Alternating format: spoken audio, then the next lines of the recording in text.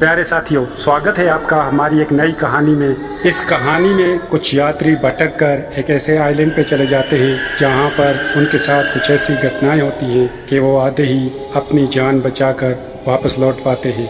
तो ज़्यादा देरी न करते हुए चलिए शुरू करते हैं। कई साल पहले की बात है, कुछ यात्री एक जहाज़ में सफ़र कर रहे होते हैं। अचानक वो भटक कर एक ऐसे आइलैंड के पास पहुंच जाते हैं। वो थके हुए और घबराए हुए उस आइलैंड पे उतरते हैं। चारों तरफ धुंध फैली हुई होती है, जिससे आइलैंड के रहस्यों को समझ पाना मुश्किल हो रहा था। आसमान पर घने बादल छाए हुए होते हैं और सूरज की हल्की किरणें कभी कभार बादलों से झांकती हैं। इस आइलैंड की बहुत सी भयानक कहानियां मशहूर हैं, लेकिन सच्चाई कोई नहीं जानता। यात्री धीरे धीरे जंगल के अंदर कदम रखते हैं। ऊंचे ऊंचे पेड़ उनकी चारों तरफ खड़े हैं, जिनकी टहनियां आस्ता आस्ता हवा में हिल रही होती हैं, मानो वो भी उन अजनबी लोगों को देख रही होती है। जमीन पर बिखरी रहस्यमयी चमकती झाड़ियां रास्ता दिखा रही होती है, लेकिन ये चमक उन्हें और भी बेचैन कर रही थी।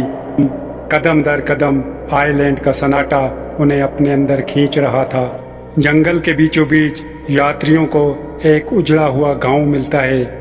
लकड़ी और पत्थरों से बने घर बुरी तरह टूट चुके थे। कई घरों के दरवाजे आधे खुले लटक रहे थे और जमीन पर टूटे हुए बर्तन बिखरे पड़े थे। इन खंडरों में एक अजीब सा सन्नाटा था, मानो समय यहाँ थम चुका है।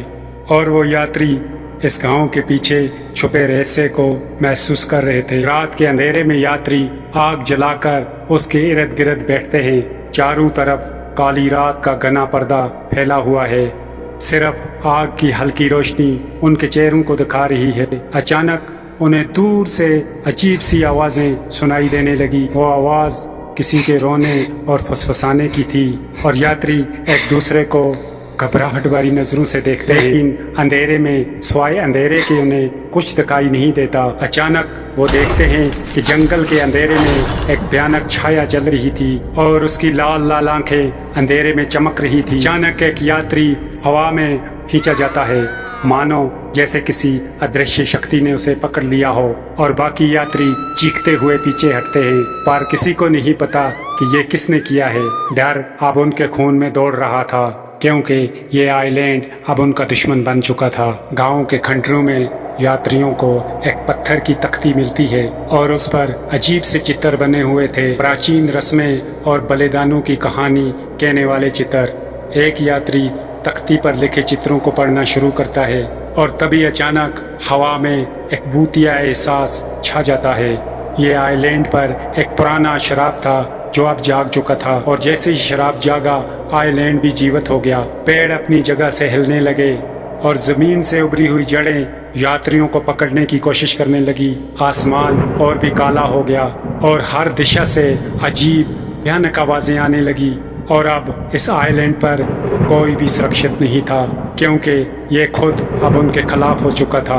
और बाकी बचे हुए यात्री अपनी जहाज की तरफ भागते हैं, जबकि उनके चारों ओर आइलैंड बिखर रहा है और समंदर में अचानक बड़ी बड़ी लहरें उठने लगी। आसमान बिजली से चमक रहा था और अंधेरे से निकलकर भूतिया आकृतियां उनका पीछा कर रही थी। उनके पास समय बहुत कम था, या तो वो इस द्वीप से भागेंगे या वो हमेशा हमेशा के लिए इस आइलैंड का हिस्सा बन जाएंगे। और यात्री किसी तरह अपनी जान बचाकर अपने जहाज में सवार होकर उस आइलैंड से दूर जाने लगते हैं। दूर से धुंध में छुपी उस आइलैंड की परछाई अब भी दिखाई देती है। तट पर एक भूतिया आकृति खड़ी थी और उन्हें जाते हुए देख रही थी। शायद वो इस आइलैंड से निकल गए थे। ये आइलैंड उन्हें कभी नहीं छोड़ने वाला था और शराब अभी भी जीवित था। अब यात्री उस आइलैंड से दूर जा रहे होते हैं। अचानक एक यात्री की आंखें सफ़ेद होने लगती हैं और उसकी आवाज़ बदलने लगती है। वो एक अजीब सी भाषा में बोलने लगता है, मानो कोई आत्मा उसके शरीर के जरिए बातें कर रही है। और उसके पीछे धुंध में कुछ भूतिया परछाइयाँ दिखाई देने लगती है, मानो उन भूतिया परछाइयों ने अब भी इनका पीछा नहीं छोड़ा था। वो आत्मा इनको चेतावनी देती है कि कोई भी इस द्वीप से भाग नहीं सकता, ये शराब तुम्हें ढूंढ ही लेगा। समंदर में उनकी नाव आगे बढ़ रही थी, लेकिन नाव पर अजीब साए दिखाई दे रहे थे और यात्री घबरा कर एक दूसरे के पास छुपकर बैठ जाते हैं।